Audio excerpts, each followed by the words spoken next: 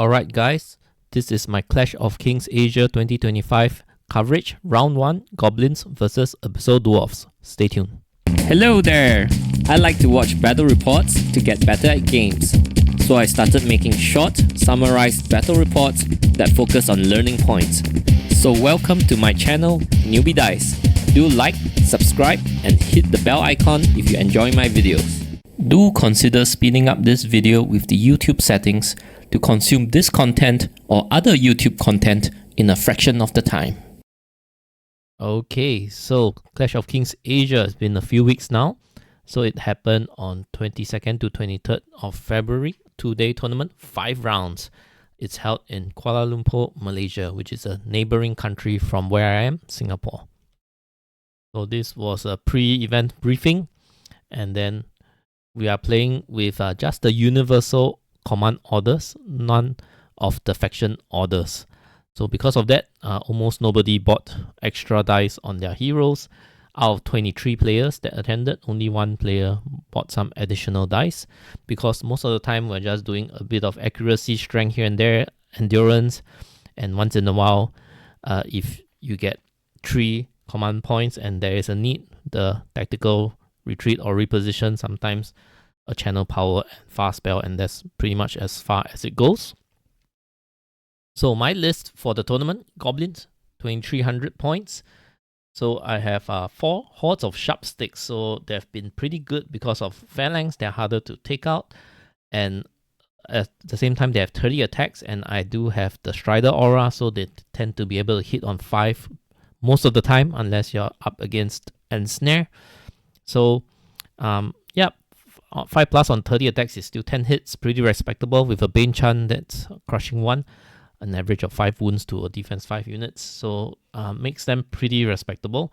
I didn't have enough points to field all sharpsticks, so one of the hordes a rebel, and then I have 1 regiment of rebel as well, because I have 6 heroes, so 5 hordes and 1 regiment.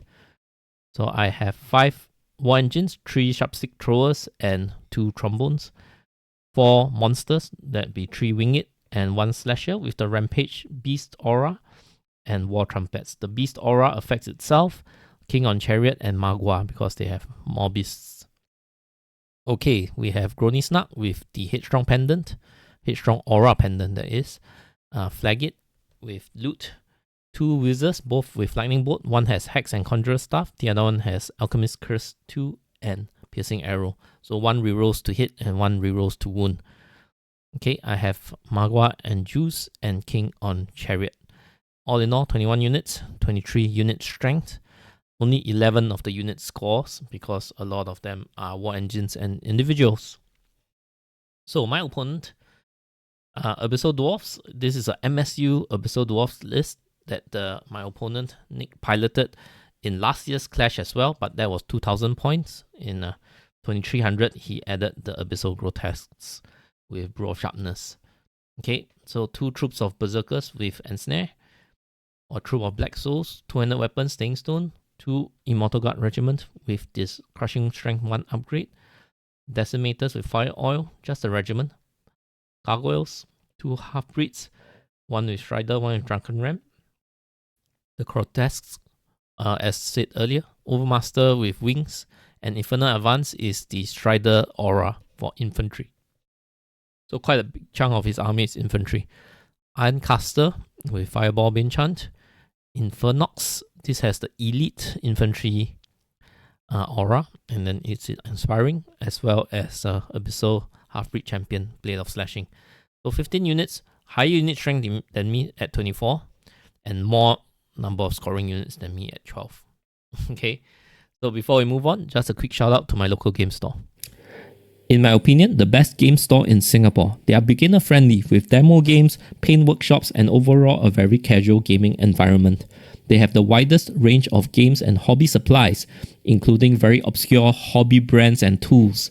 They have separate levels for retail and gaming, so you can shop in peace or take part in the rowdy, fun atmosphere on the gaming level. Their website is always updated with new products added weekly. hammerhouse.com.sg. Check it out. Alright, this is my opponent, Nick. That's me, by the way.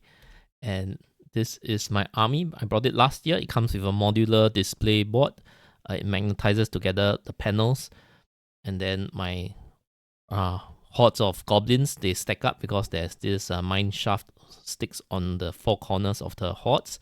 So it's 2 hordes deep. So that's why it's three levels high, 2 hordes deep. Actually, I brought 6 hordes, but one of them can be detached into 2 regiments. So I have 5 hordes and 1 regiment. Okay, then there's one upper level and then the ground level with the tall stuff. These crystals with LED lights is to mimic a geode. The inside of a geode, that's the rock that you cut open and there's crystals inside. I have a comic strip, and I have an old video last year where I described the army and the comic strip. You can check it out. I'll link it on the top right. With that, this is my opponent's Abyssal Dwarf army. Pretty nice, pretty nice. So let's get on to the game. Smoke and Mirrors, that's the bluff token scenario where you flip open one every round, end of every round. So by round 4, when you flip open the 4th one, you will also know what the 5th one is. So the information is complete on round 4. We're not playing with withdraw. I don't remember who won sides, but I think I lost the initiative because my opponent went first. Okay, based on the list, I felt that I had a good matchup against the Abyssal Dwarves because MSU, that's lots of smaller units with not much nerf. It's easy for me to gun down. And I was pretty confident going into this matchup. And in fact, when I put the tokens, I wanted to put in the open. So I put a 2 point here, 1 point here. And I wanted to put another 1 point in the open on the center line. But I think I made a mistake and I placed a 0 point token here instead. So the 1 point token ended up here, right? And I didn't realize it till we flipped halfway. And then when he flipped this is 0, I was like, wait a minute. So my opponent placed here, here, here, here, and 1 here, just outside this patch of forest. And notice how he's deployed all the way to the left side of the table.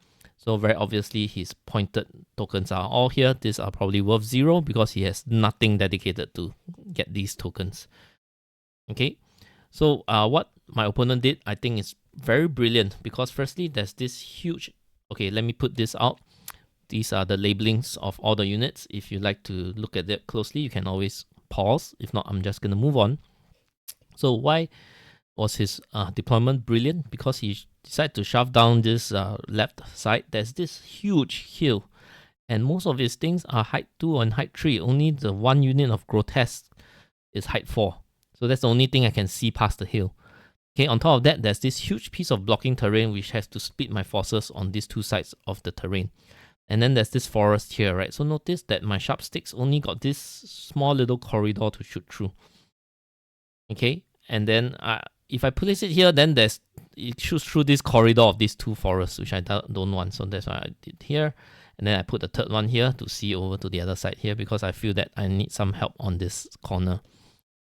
Okay, so by deploying this way, it mitigates my shooting quite a bit because my sharpstick throwers seeing over height 2 stuff, right? So I can't see his inventory. I'll be shooting at his half-breeds or his grotesques in cover.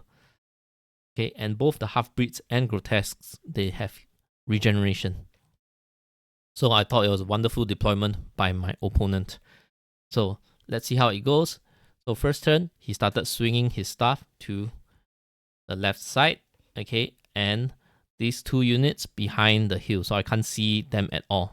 Okay, what he did do when he swung was that he left these gargoyles exposed here on the flank. Okay, so on my bottom one, I start to swing my things around as well. Notice how the wingits started flying all the way. The heroes, the 2 wizards and Grony, moved what they can move while still being able to shoot, and I shot off the gargoyles. Okay. In terms of my list, the long range shooting is only the lightning bolts. The bows from the king and the king on chariot is 18 inches. And the 3 sharpstick throwers. You know, the wingits shoot 12 inches and the trombones shoot 12 inches, right? So most of the pain doesn't come till later, right? And then of course there's a trombone and the slasher. I think when I ended my turn, the units weren't up on the hill yet. This is him starting his top of 2, so that behind the hill is more than 12 inches away. Okay, so yeah, the sharpstick throwers just shot probably at the grotesques, probably dealt some wounds, but he has regen, so it's not great.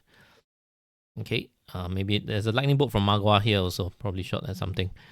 Not very consequential now.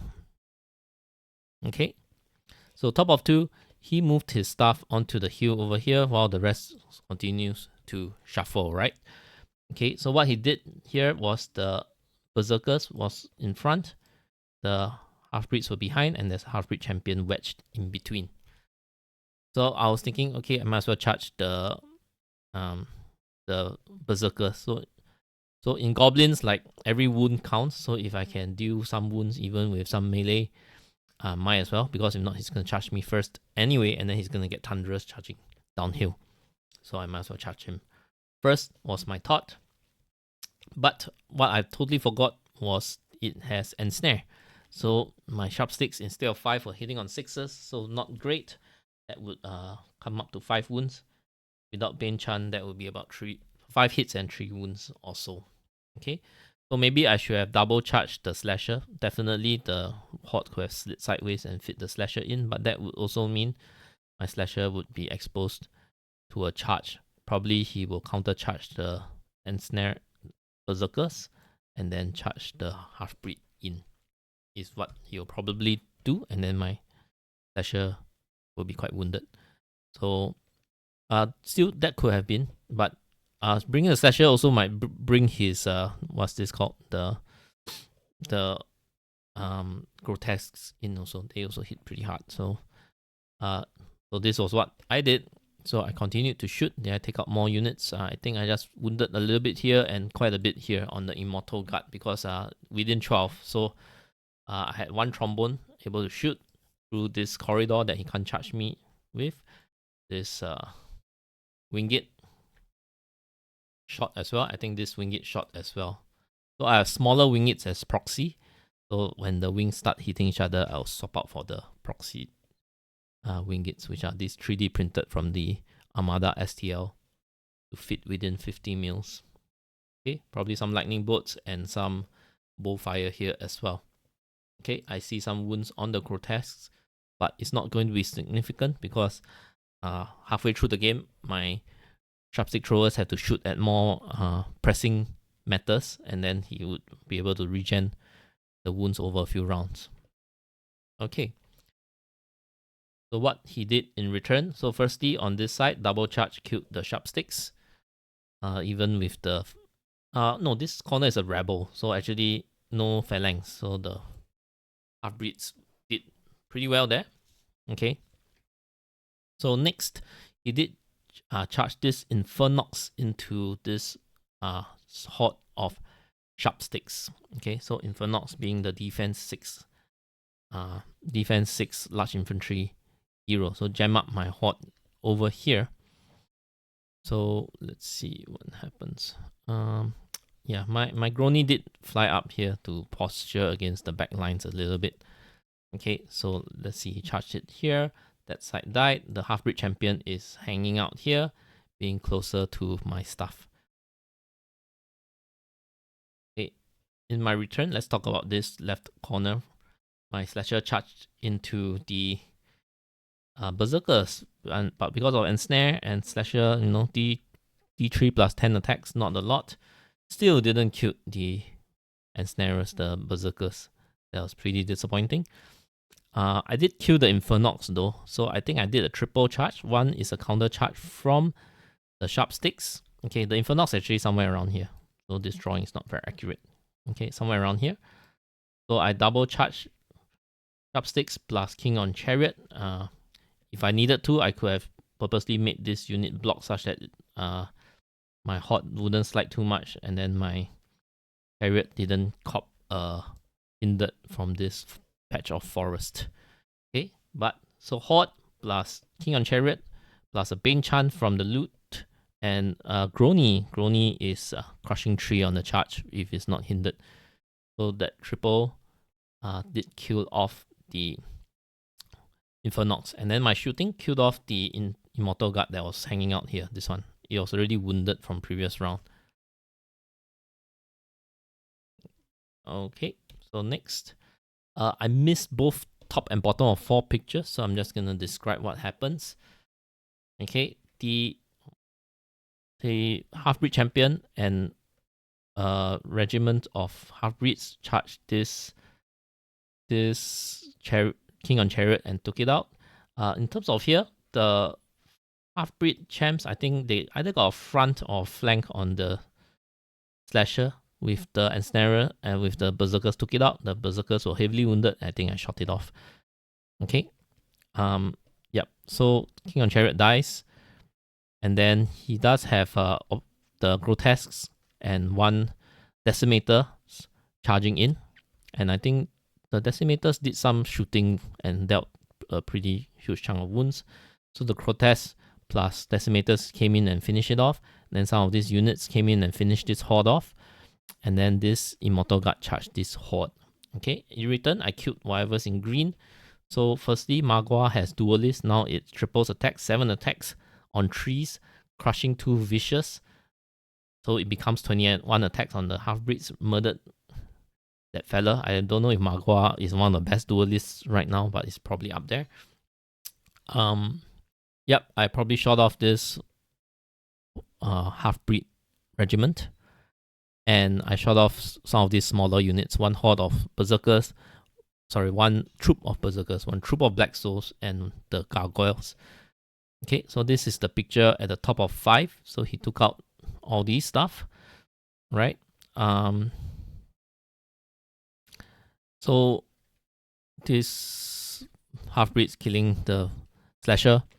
And so at this point where I realized, oh, this was the 1 point token, and it's pretty far away. I need to on the double twice to get there, or once and another movement, because this is more than 13 inches away from the rebel right now. Okay, and worst case was I forgot to move it, so at the bottom of 6 I wouldn't be able to reach that 1 point token. So here's the situation. What I did, because this horde is alive, it countercharged to do some damage to the immortal guard, and then I shot into both the decimators and the grotesques.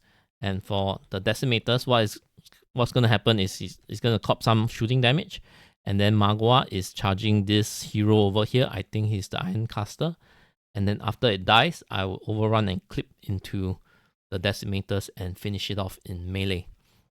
So in my return, I dealt some damage back to the Immortal Guard, but the Immortal Guard killed my horde the next round, and he'll hold this 1 point token. Okay, I put the grotesques on 10 wounds, but I failed to even waver it. So he'll just charge back at 1 war trombone in return, right?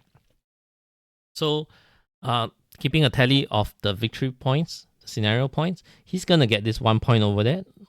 I marked it in square, so 1 point here. He kills this horde, so he has 1 point here too. And there's a 2 point token here, which is what he placed. So with this grotesques here, he has a total of 4 victory points. So for me, I have 2 here held by the horde, and 1 here held by the winged. 4 to 3. So he's actually winning as of this moment, right?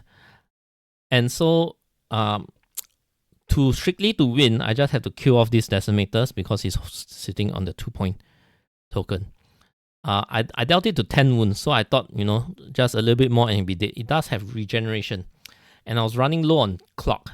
So when he was doing his top of 6, I wasn't paying much attention because I was trying to organize my dice so that I could roll really fast on my bottom of 6.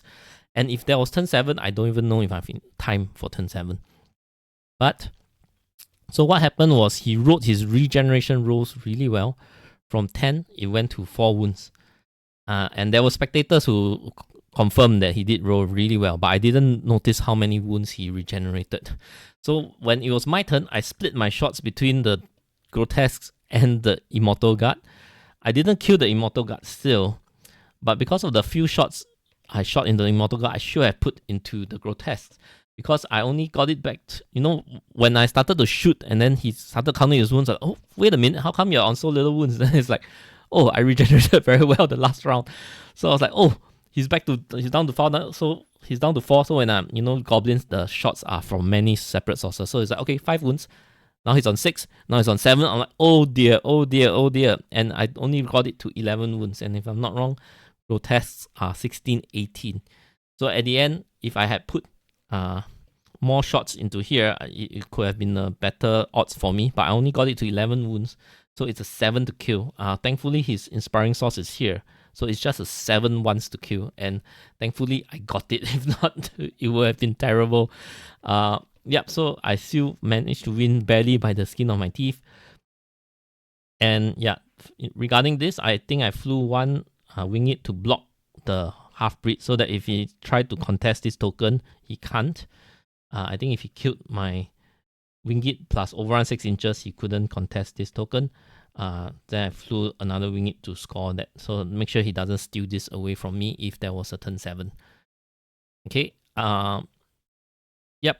So learning points. So of course, firstly, I think I'm not a fast player. So playing goblins, one of the challenges for me is the clock because I'm moving 19 units. I'm shooting a lot of different units.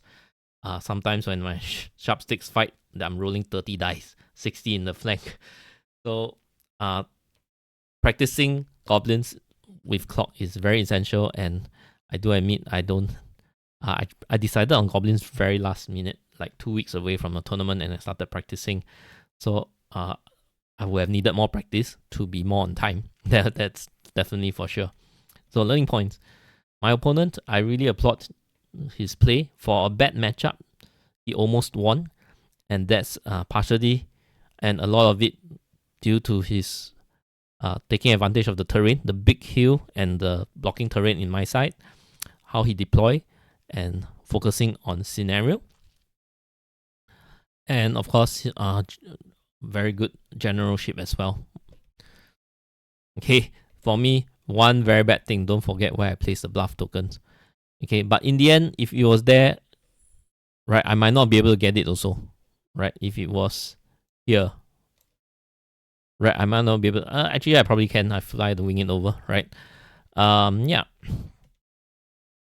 So, focus on winning the scenario even by 1. So even if I didn't know that the decimators, the grotesques regenerated so much, right? I should have just focused on just killing the grotesques, right? I just pumped all my shots, bringing it to a double 1.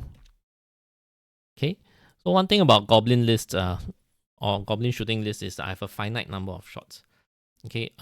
Compared to a melee centric list, right? Once you start crushing a flank, you start rolling and getting lots of flank charges, and you're doubling your attacks. So when that happens, usually you start to wipe the opponent. But for goblins, it's pretty difficult to wipe the opponent because the number of shots it never doubles or triples. So I usually can't kill everything. So I must prioritize. From the beginning of the game, I should know, what can I kill, what can I not kill already. And of course, small adjustments as the game progresses. So if I were to make a prediction from the start of the game, what I can't kill, and it's probably one of the Immortal Guard. And true enough, that's one of the Immortal Guards I can't kill. And the half-breeds that came down this isolated lane, also something that I couldn't take out, to be expected, right? Yeah, so that's one thing. There's also a difficulty in Goblin games. And all just foreshadowing, all my games, I win the scenario by 1 or 2 points, most of the time. Just barely winning because I do have a limited number of shots. So I can't take out the whole opponent. So I just need to decide where should I apply the force just so that I can win the game. There are games where I kill less than my opponent as well. And at the end of the tournament, my kill points for being in the top 10 is one of the lowest. So you think, oh, Goblin's very killy, wipe you off the board. No, that's not how it works.